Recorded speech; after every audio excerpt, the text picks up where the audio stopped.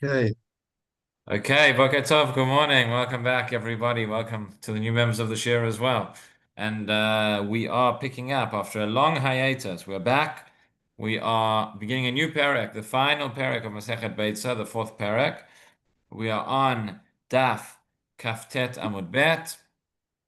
And here we go. We pick up at the Mishnah right at the bottom of the page. So you'll remember, those of you who were here, hopefully will remember, that towards the end of the last perek, we had a series of Mishnayot dealing with topics related to Uvdin the Chol, dealing with weekday activities, which, right, anything which is a bona fide weekday activity cannot be performed on Shabbat or on Yom Tov.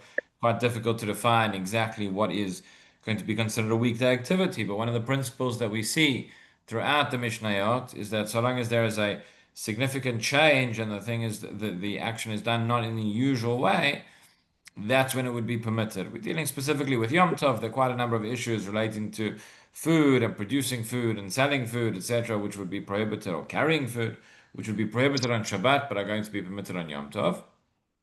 But again, only if it's in a way that it's not an uvdin dechol. One very interesting modern practical application of uvdin dechol. There is a common question which people ask: is are you allowed to brush your teeth on Shabbat and Yom Tov? Rabbi has a whole tshuva where he discusses all the different possible issues, and the conclusion he comes to is that really, other poskim say differently, but according to Rabbi, there's only one issue potentially when it comes to brushing one's teeth. I'm not talking about an electric toothbrush, but a non-electric toothbrush. The issue would be, he says, uvdin the chol. So he says the way you can solve that is if you have a special Shabbos toothbrush. Okay, so that's one interesting application. In any event, we begin with the Mishnah at the bottom of the page. So the Mishnah says, "Amavika yayin mimakom lemakom." So a person is bringing barrels of wine from one place to another place. Rashi points out over here, "Hamevi mimakom lemakom b'toch hatchum or al yedei eruv." Okay, interesting that Rashi feels the need to tell us that it's in the eruv. Again, maybe we know that on Yom Tov we don't actually require an eruv. So maybe the point is that this is on Shabbat as well. But in any event, okay, if you're bringing these barrels of wine from one place to another, so don't bring them in a basket or in a large, right, a large case, a large box, a large basket, or something like that. You can bring it, you can carry it on your shoulder, or you can carry it holding it in front of you, but you can't carry it in this way in this basket. Says Rashi, לא יבא בשר בקופה, לתת 3 ו4 בתוך קופה, ויסאם. So you're going to put all these different jugs, all these barrels together in one big large container, and you're going to carry that. Don't do that. Why? משום דנראה כמעשה דחול, לשאת מסעות. That is going to look like a weekday activity. You're carrying these big containers. People do that during the week because they carry them off to the shops to go and to sell them, right? So if you have 1 or 2 jugs of wine that you need for your meal, that's okay. But if you're going to come and carry them in a big box or in a big basket, that is already going to look like a weekday activity. That looks like it's related to Mekach or Memka. Avam aviel ktefo, says Rashi, achat or shtayim demuchach deletzarach Yom Tov. Okay, if he's bringing just 1 or 2 on his shoulder, so that's clear that that's for the sake of Yom Tov or Lefanav, he's carrying it in his hands. Okay, that's the first case. Next, says the continues the Mishnah. V'chein hamolich teven lo yafshil et hakupa le'acholav, aval meviyahu biyado. Okay, a person is carrying. So this is interesting. A person is carrying straw or hay, right? So you're carrying your bundles of straw. Lo yafshil et hakupa le'achorav. Don't carry it again, sort of behind you. Carrying on behind your shoulders. But you can carry it just carry it in front of you, carry it in your hand. It says Rashi here again. Why would you be carrying all this straw? Either you're using it for fire, right? Using it as fuel. And again, that clearly, this is here we're dealing with you. We're talking about Yom Tov, not Shabbat. But lehesek or lebehema, or you bring it to feed your animals. Lo yafshil kupa lacholav dignai Yom Tov. Again, if you're going to put it down this big basket and carry it behind you on your shoulders, so that's going to look like you're carrying a large amount of hay, and you're doing it for a lot of large amount of melacha, which is not going to be permitted on Yom Tov. It's going to look like you're doing something which is not permitted on Yom Tov. Or it looks as if that's the way you would carry it, very, very far away, in the way of that's like a weekday activity. Again, we discussed at the beginning of the Masechet, and we've discussed throughout the concept of melechet ochel nefesh. Right? You remember that we know that on Yom Tov, melechet ochel nefesh is permitted, whereas on Shabbat it's not. But it's not any melechet ochel nefesh, it's only certain categories. And one of the great distinctions that the Rishonim make is that things which are generally done in the house, right, smaller melachot, those can be performed on Yom Tov. Things which are done in the field, or melachot that are going to take a large amount of time and a large amount of effort, that is not permitted. So it looks like if a person's carrying off all their straw in such a way, they're carrying large amounts, looks like they're preparing for a great amount of melacha, that would be forbidden. Okay, next, matchilin, just over the daf now, matchilin ba'aleimat teven, aval lo be'etzim shebamuktzeh. So here our Mishnah moves on to a discussion about muktzeh, which we'll discuss in further detail later on in the Gemara. But what essentially it says is matchilin ba'aleimat teven. We're dealing here where you have not necessarily set aside this bundle of hay before Yom Tov. You've not designated it that this is the bundle of hay I'm going to use for feeding the fire. But he says nonetheless, matchilin ba'aleimat teven. You can take that hay and you can start using it because we don't consider it to have been muktzeh in the first place. But you can't do that with wood, with branches and twigs and wood that you are keeping in your muktzeh. So it's a little bit confusing. The word muktzeh in this case is not referred to what we normally, it comes from the same place, but it refers to they would have sort of a shed behind their house, an area that was called muktzeh. That's the part of the place you don't think about. That's sort of like a warehouse, a storehouse where you have things. So anything that's in there is going to be muktzeh. So Rashi immediately points out something which the Gemara is going to question, which is that there seems to be a bit of a contradiction in this line of the Mishnah. Right? It says that when it comes to the straw, what's the difference between the straw and the wood? In neither case have we designated it for firewood or for fuel on Yom Tov. But with the straw, it says you can use it, and with the wood, it says you can't. So have a look at Rashi. Rashi here says, "Matchilin ba'amat teven." Rashi, the top of Daf Lamed. Matchilin ba'amat teven le'esek. V'af al pi shelo zimna mibod yom. So you can take the straw out of this bundle, and you can start using it, adding it to the fire, even though you did not designate it from before Yom Tov. Right? Af al pi shelo zimna mibod yom. V'lo yaragir la'asik mimena. You haven't used this to feed your fire beforehand. That makes it sound like the Tana of our Mishnah does not have muktzeh. So this takes us back again to the very first Mishnah of the Masechet. And we discussed Beitza Shnodava Yom Tov, and we saw there was a machloket, Yom Tov, between Rabbi Yehuda and Rabbi Shimon as to whether we say itle muktzeh or leitle muktzeh. Do we have muktzeh or do we not have muktzeh? Now, just to be clear, both Rabbi Yehuda and Rabbi Shimon hold that there is such a concept as muktzeh. The question is, how far do we take it? Is our default position going to be essentially that everything is fit for use unless you set aside in your mind that you aren't going to use it? Or is our default position the opposite? That nothing is fit for use unless we have somehow set aside or designated that it's going to be fit for Yom Tov. Okay, in many of the cases, Rabbi Yehuda and Rabbi Shimon agree on the same thing. But clearly here we have a question about muktzeh. So the first part of the sefer of the Mishnah, which says that you can use the straw, that seems to indicate that we're not concerned about muktzeh, right? Mashma deleit le muktzeh. Rashi continues, what is the muktzeh here in this language of the Mishnah? Means rechava she'achorei batim kra muktzeh. This area that's behind the houses is called the muktzeh. Al shem she'i muktzeh lachol. It's set aside at the back, and nobody thinks about it.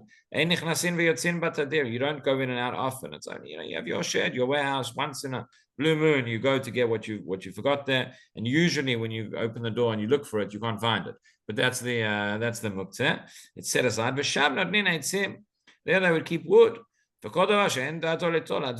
anything that you don't want for a long time.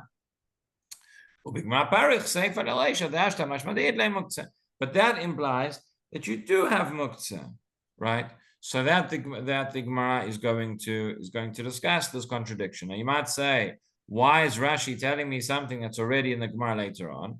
So sometimes Rashi does this, right? So here he doesn't use the words, but often you'll see in the Mishnah of the Gemara, you'll see, for example, there'll be something in the Mishnah, and Rashi will say, the Gemara parishle. He'll say the Gemara explains it. Well, obviously the Gemara explains it. That's what the Gemara does. Why does Rashi need to tell me? Rashi needs to tell me when I'm reading the Mishnah and there's something that doesn't make sense, and it's so obvious and it's so clear and it should jump out at me.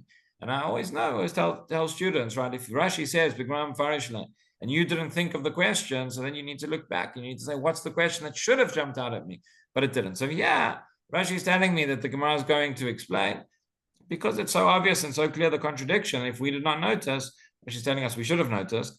And we'll see the answer to that later on. Okay, so essentially we have three parts to our Mishnah. We have number one, we said that Hamavi Kadei Yayin, when somebody's bringing jugs of wine, so you have to bring them in such a way that you don't bring a large amount together in one go, in a sal or in a kuppah, because that looks like you're doing it for weekday purposes.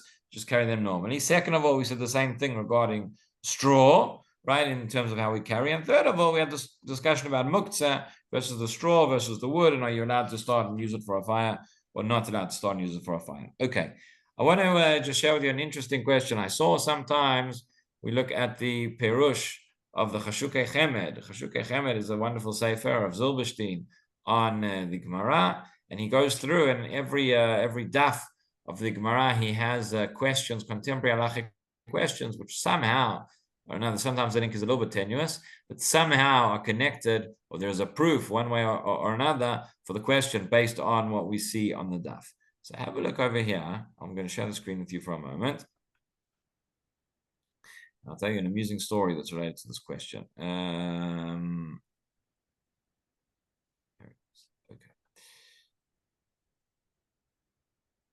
Okay, so first of all, before we get there, let's just see the Shulchan Aruch.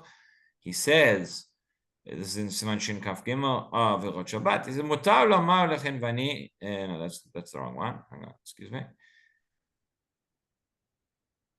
Let's see if hey, that's right. So this will sound familiar because it's based on the language of our Mishnah. Hamivi kadei yain makom lemakom lo yivem b'salo b'kupa kederech chol. You're bringing wine from one place to another. Don't bring it in such a way, in a basket, etc. That is the weekday way of carrying. Carry it in a normal way that you would carry things on Shabbos. Okay, even though the only change, is just how easy it is to carry, nonetheless, that is a significant enough change. The Gemara will discuss. Okay, we're going to see this in the Gemara as well. It says if you cannot change, that's the only way that you can do it. There's no possible way to change the way of carrying this object. Let's say you have a lot of guests, and in fact you do need the whole basket of wine, otherwise you won't have enough and you won't get home on time. Then we're going to see mutar. We'll see that in the Gemara as well. So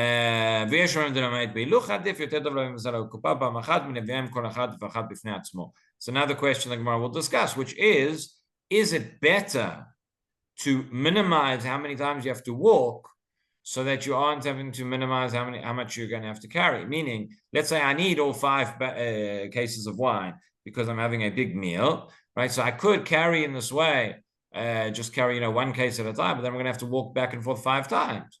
Or I could carry them in this basket, which you told me not to carry in the basket, but then I only have to walk once. Okay, which one is less of a weekday activity? Which one is it? So that's an interesting discussion based on the Gemara that Shulchan Aruch mentions. Okay, let's have a look at Rav Zilberstein here, the Chashukei Chemed. So he's asked the following question. Let's see here. Ha'im mutar lavi leBeit HaKnesset leKiddush b'Yom Tov. This is why you should always bring whatever you need for Kiddush before Shabbos. Okay, but he says, can you bring to the shul for a Kiddush on Yom Tov bakbukei yain b'toch egalat kniyot? Can you bring a shopping trolley? Okay, we actually had this once when I was in London. A number of years ago, we had a Simchat Torah lunch in the shul, and the shul had a very, very small fridge. So what happened was the food came from the caterer. It was these massive, aluminium trays with all the potatoes and the meat and whatever it was. and we couldn't fit it in the fridge. It was Erev Yom Tov. The food was we couldn't put it into smaller containers. It was going to go off. There was nothing to do. So in our house, we had a spare fridge in our shed, so we could keep the aluminium trays in our fridge. Only problem was how are we going to get the food to the shul for lunch on Yom Tov morning?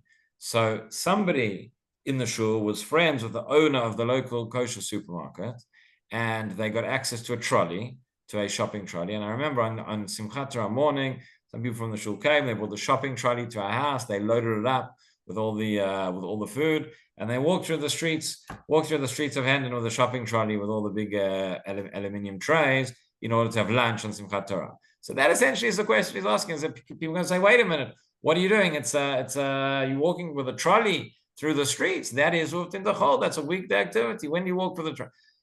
So maybe there's a difference if it's a Be Kosher trolley versus a Tesco's trolley, right? If it's a kosher shop, everybody knows it's closed on Yom Tov, so then no one's going to suspect you. But nonetheless, that essentially is the question. So that's why I thought it was amusing. You see this question here, and Rav Zilberstein, this is not theoretical, as they say, but did he have a uvda? But in any event, so that's his question. He says, our Mishnah said you can't put them together in a basket. Okay, all the more so if you can't bring them in a trolley, surely. So he says, that's our Mishnah.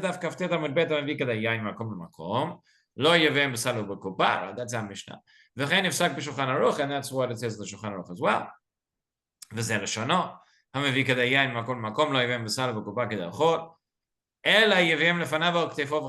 to carry them normally.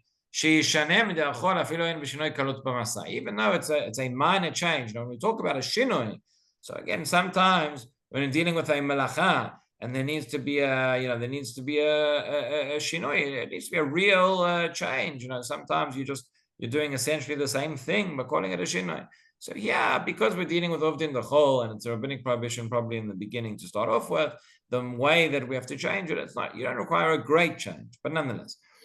Okay, and the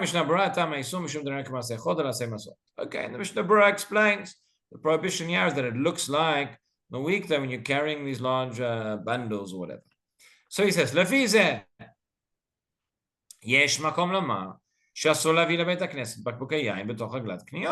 to that, it would stand to reason that we would say that it's forbidden to bring in the same way that our Mishnah says you can't bring in a basket, you can't bring in a shopping trolley. That's the way. When do people use trolleys? When they're going and buying and selling. However, nonetheless, he says, if you urgently need your bottles, because, for example, you have a kiddush, right? Everybody knows if you have a kiddush, that's urgent. So you need to bring the bottles of wine. And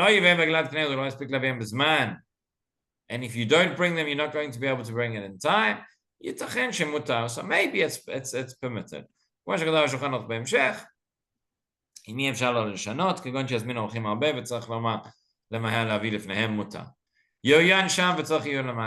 so he's not very conclusive in this question. Again, seemingly it's not a question that comes up that often, but it's interesting to note that there is a very contemporary expression of the din which is being said in our Mishnah. All right, so let's move on to the Gemara. Now, says the Gemara as follows. Okay, we've just said, we're dealing with the Reisha. Our Mishnah said that we cannot carry wine, etc., in a basket. So we said, Tana, that's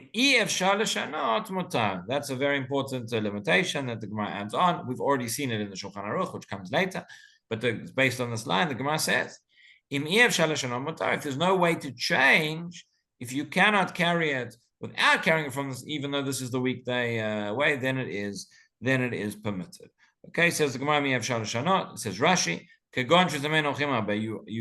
had a lot of guests, you have to bring a lot together, then that would be possible. Okay. So again, the idea is that if you're doing things in such a way that shows that it's a weekday activity, here, if it seems to be clear that it's not a weekday activity, this is the only way you can do it for Yom Tov, and therefore it would be permitted. So the Gemara gives a few different examples of different ways of carrying things, right? Each item has got its own way of carrying.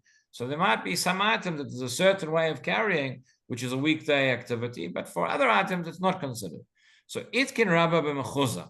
Mechutza is the name of the city. Rabbi established as follows: the daru beduchka lidru baragla.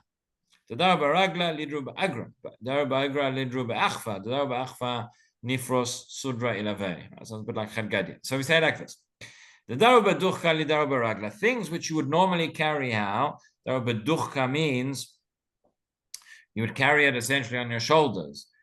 Dochak means it's it's difficult to carry. It's not so simple, right? Says Rashi, daru bedochka.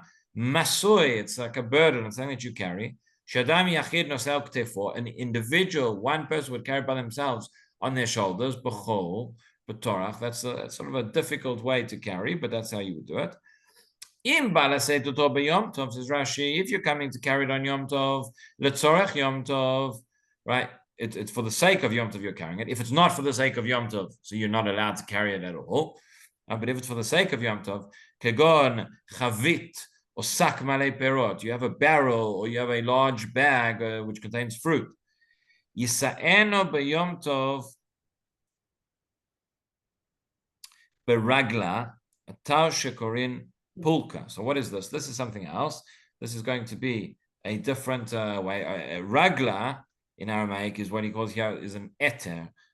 So it's a type of implement which has two prongs to it. It's sort of like a fork, like a large thing, and that's how you would two people would each carry sort of one side, and you would have the barrel, and that's the way that you would carry this item. Right? Kedakei explains, Kedakei nosei melach limkor. This is the way they would carry salt when they would go into sell it.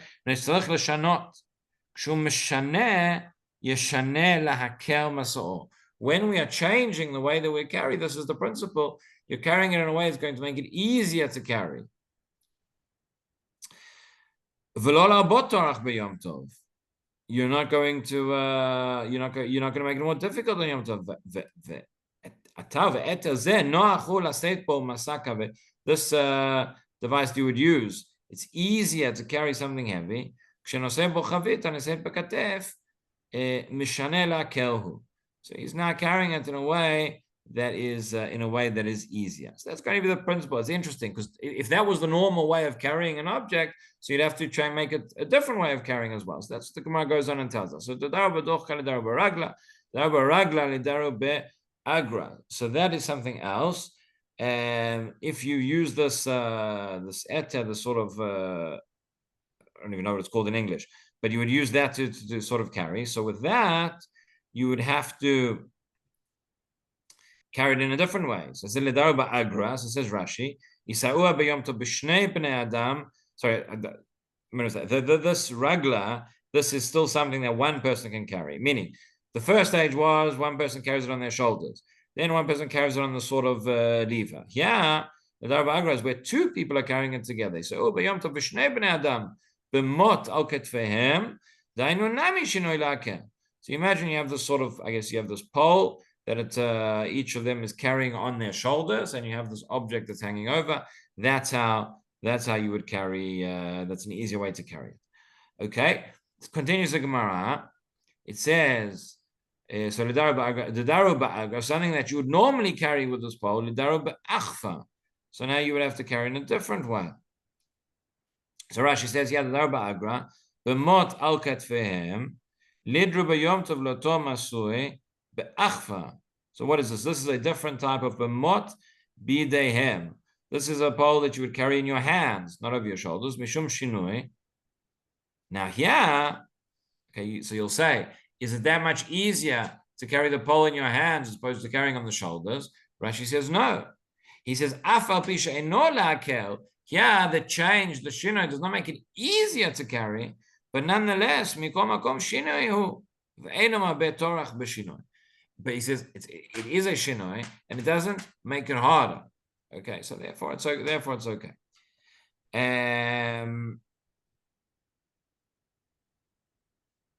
The daru ba'achfa, now something that you would normally carry the way that you're holding this pole in your hands, nifros sudra ilave. You should put a sheet over it. Says Rashi here again, kalhu. It's very, very light. It doesn't weigh anything. It doesn't weigh much more. Ve'ino machbid, so it's not going to make it more difficult. V'shinoyu ba'alma ule'etzna. It's something which covers it up. This is just another shino. You're just changing the way that you're carrying it. Again, so that's going to be permitted on Yom Tov. And then we conclude, we say, V'im lo efshar shari. Okay, we'll see some examples as well. But if there's no way to change the way that you're carrying the object, that's just the way you have to do it, so then it's fine. But it's fine the way you're carrying it. Tamama. Im I efshar l'shanot mutar. Right, if you cannot change it, then that is going to be permitted. So, for example, where she says there, you've got nothing that you can use to cover it up. Okay, we're going to see very, very soon. We won't get there today. We'll get there tomorrow. But we're going to see the Gemara is going to give certain examples of the way that they would fill up water or carry certain things on Yom Tov. And we're going to see that it's not going to be possible to change the way that you carry for all sorts of various reasons. And in such a case, you can still go and carry what you need. L'tzorech Yom Tov. Just mentioned, it's going to come up again. We alluded to it briefly. We saw this much earlier on in the Masechet, that carrying, right, we're normally used to saying that when there is no melacha of carrying on Yom Tov. Okay, that's why we don't need an Eruv on Yom Tov. Just over the weekend, I was away last Shabbat. I was in Rome, and it's very interesting. In Rome, there is no Eruv. You think one of the world's oldest Jewish communities, and yet they still haven't managed to get an Eruv together. They've been fighting about it for thousands of years. But it's always a very interesting experience when you walk around on Shabbat in a place there is no Eruv. We're so used to it, and you have keys. So what do you do with your keys? And you have these key belts, and those of us probably are familiar with the concept. In any event, on Yom Tov, you don't need a key belt. You can carry your keys around, right? But that's what we're used to saying. That is when carrying is letzorech Yom Tov. Okay, when the melacha when it is not for the sake of Yom Tov at all. So machloket rishonim, whether it has to be a great need or has to be a small need. If it's not for a Yom Tov need or there's no need, you just have something with you. So then it's not so clear. Then it's not so clear that it would be permitted to carry. So the question does come up: if a person's in a place without an Eruv on Yom Tov, and so you're allowed to carry the key that you need, what happens if you have other keys on the key ring? Are you allowed to carry those along as well? So that's a very, very interesting question. There is a proof that someone to bring regarding, again, for those who would permit smoking, or at the time when they permitted smoking on Yom Tov, they want to bring a proof from a cigarette box. Whether that's how much you can compare that or not, it's a very interesting question, but we're out of time. So we'll talk about that tomorrow, and then we'll carry on with the discussion here in the Gemara. Okay. Shakach, everybody. Have a wonderful day. Thank you. Thank you very much. Okay.